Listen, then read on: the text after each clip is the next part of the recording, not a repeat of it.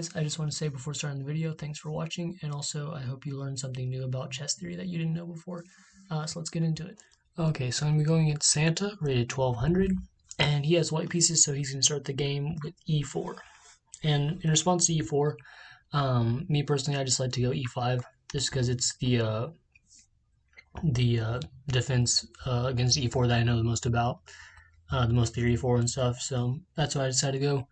And Santa decides to go knight to f3, just directly threatening this pawn, making me decide, do I want to go something like a pawn here, or do I want to like defend like this, something like that. Which I like to defend with the knight, so I just moved knight c6 just to defend the pawn. And Santa continues development by moving the light square bishop out to b5. And at this point, this opening is called the Ruy Lopez. It's a very well-known opening with a lot of theory involved, a lot of different variations at this point as well. Here for black, there's many options that you could go. You could push the pawn, for instance, which could result in two things. White could decide to move back, at which point you would push again, and then white would go here. Just putting pressure on this pawn now, which is still very good for white. As you can see, it's a 0.6 advantage for white. There's also another option that white has here, where white could just take the knight, and black here would retake, and then this position would be reached, where it's still better for white at this point, just because pawn structure is messed up. I mean, you do have this nice push here maybe later on, but there's this kind of weakness now. I mean, the rook could come over, but it's not really attacking anything at the moment, and this whole side is just kind of messed up at this point, which, I mean, it's still fine for black. It's just there's a little bit of an advantage for white here.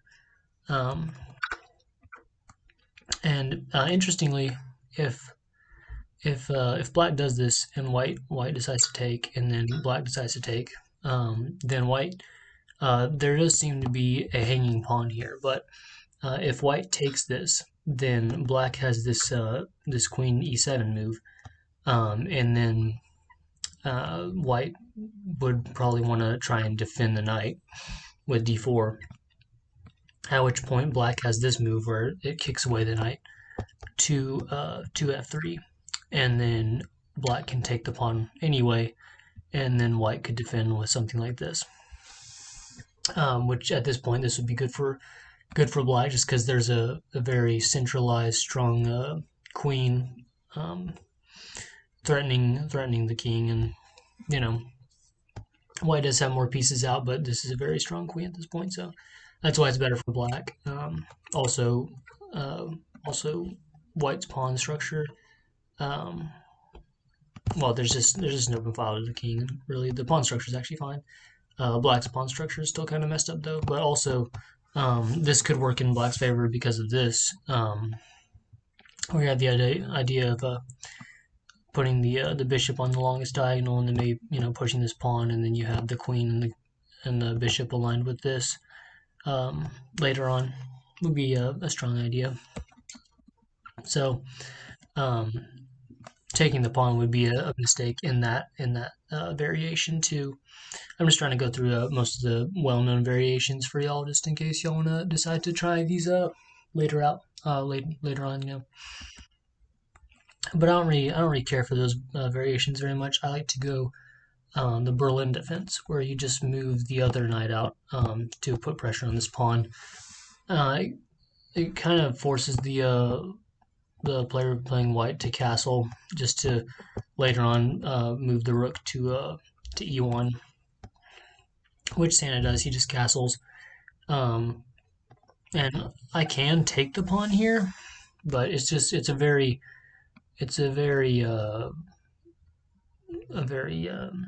hard position to play.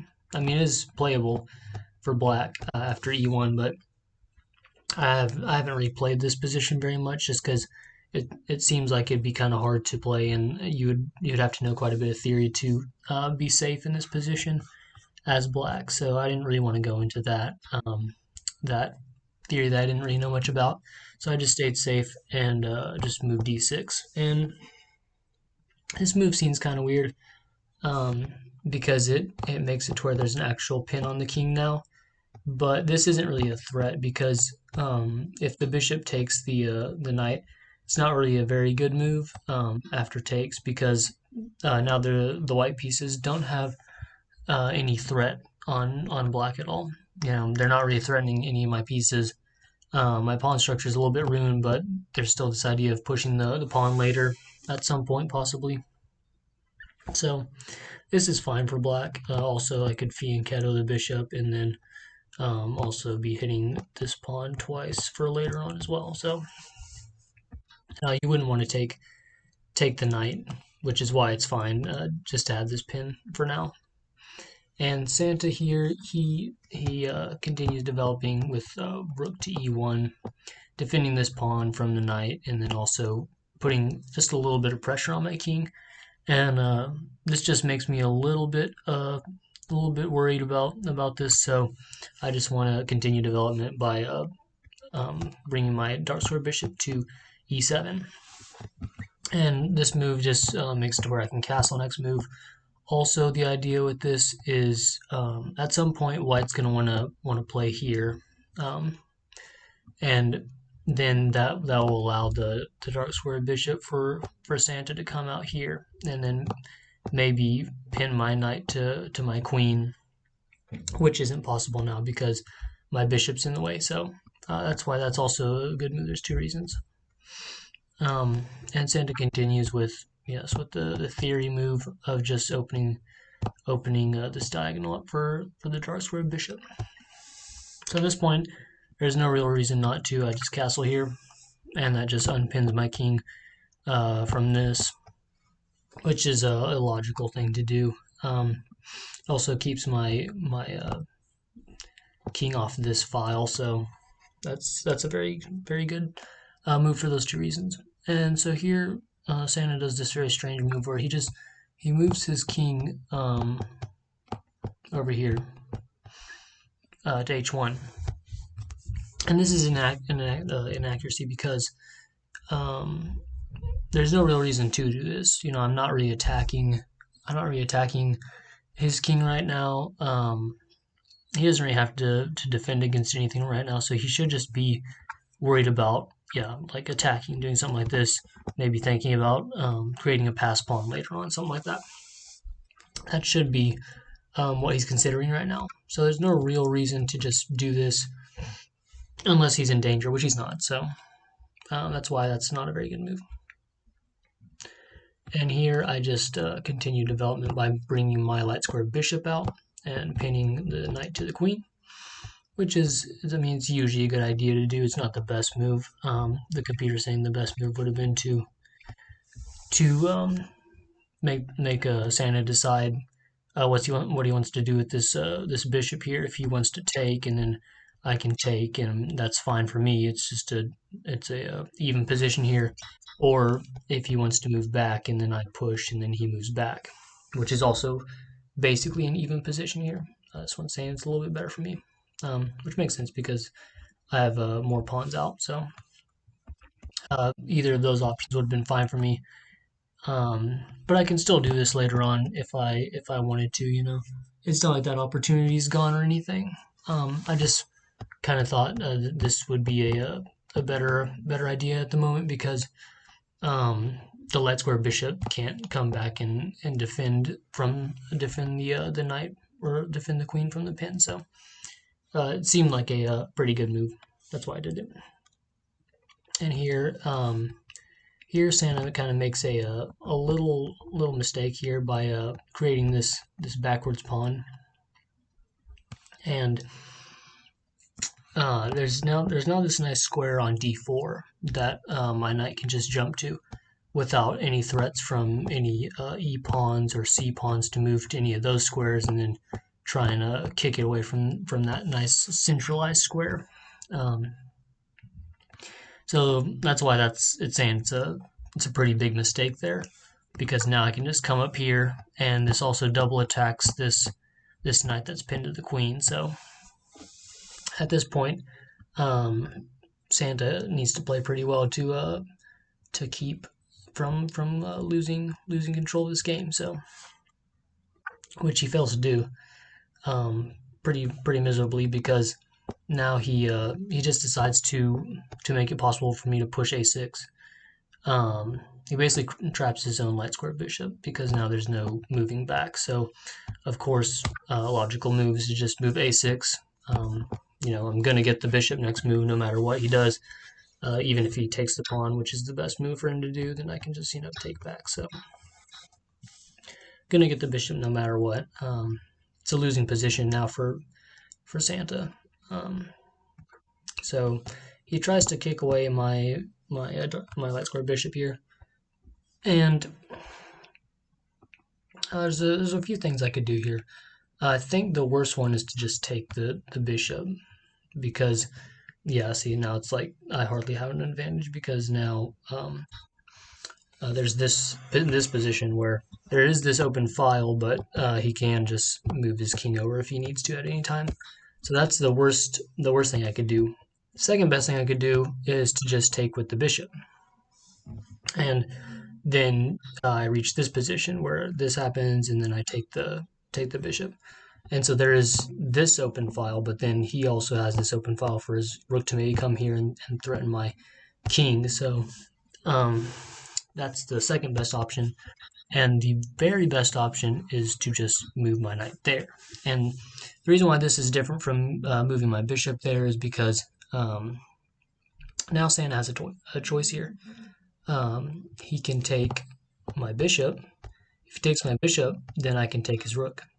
And then after he does something like that, then I just take there. And then I'm up, a whole rook. So there's that. Or he could take my knight. And at that point, I would take this pawn. And then there's two open files now for my pieces to come and harass his king with. So both of those would be a very good position for me.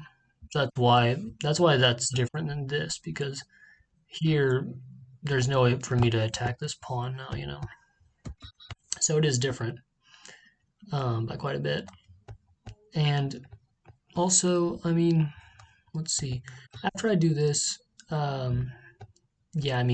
this wouldn't be very good either because of that as well. So yeah, it would just kind of result in the same thing where I do that and maybe take the bishop. So, but I do the second best move.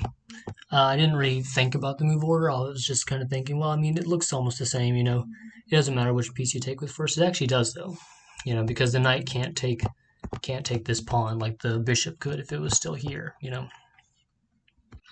So I do the second best move, and then I just take the bishop. And here, Santa just moves his dark square bishop out, just to try to contest my my strong knight in the center of the board, which is a decent idea. The computer's saying that he should have moved the pawn over here to maybe make way for the queen, and then maybe do something like that. Would have been strong. Of course, not there. I'm just saying on that diagonal, like probably that would have been not even there, no, like there, something like that. Just to get the queen out would have been good, basically. And to that, I just respond by moving my my queen up to d7, just kind of eyeing this pawn over by the king, kind of seeing if he'll move his king down to defend. If he does, then I was thinking about maybe taking this pawn, something like that. Yeah, those are my ideas at this point. But he misses defending, and he just takes my knight, which seems logical, of course. It's a strong centralized piece, but right now the main focus is keeping the king safe, and Santa kind of fails to remember that. So I take the pawn first, which forces him to move, and then I move my knight over here. And the reason for this is because I thought at this point that there's a mate in 3, because I thought, well, I can just move here and then there and then checkmate like that. But there actually is a way of defending against that. And basically, Santa could have moved back here, So if I try this, then he can just take, and then I would take, and then it's not really a clear checkmate, you know. So there is that possibility, but Santa misses that move, and it costs him the game basically. He just like moves his bishop back casually over here um, to try and stop it from being taken.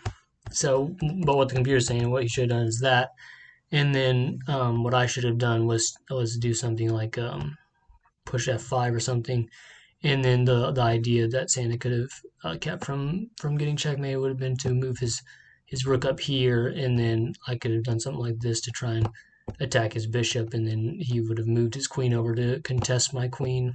My queen's controlled this file, so I wouldn't get checkmated, and then I would like take the pawn because you don't want to trade in this position if you're black, because your queen's cutting off so much of the board for the king, and then if you just get the rook up here, then you're basically winning the game. So um, something like that would have been best for white, but as Santa played it, he kind of just blunders the game because now there is a force mate in two.